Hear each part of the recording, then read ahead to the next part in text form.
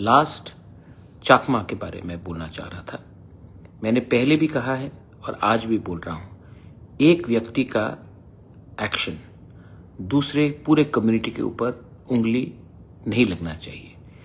चाकमास हमारे दोस्त हैं।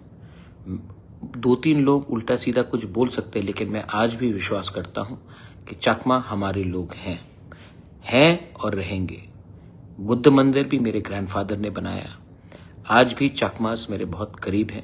जब दिल्ली में हमारे चाकमा को रेशियली टारगेट किया गया, सबसे पहले मैं खड़ा रहा।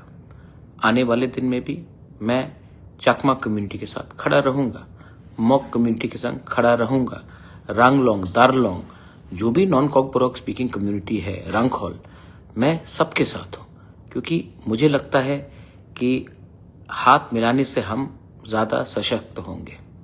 अगर हाथ मिलाया, in unity we are all successful.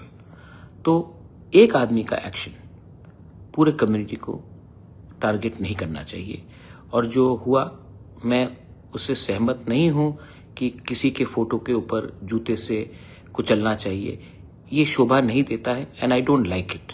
और मैं आपको फिर से बोलना चाहता हूं, अगर आंदोलन भी करना है तो एक डिग्निटी से कीजिए। किसी को पर्सनली टारगेट कर उसका परिवार को, उसका नाम को, उसकी कम्युनिटी को टारगेट कर हमें कुछ नहीं मिलेगा। This is my message.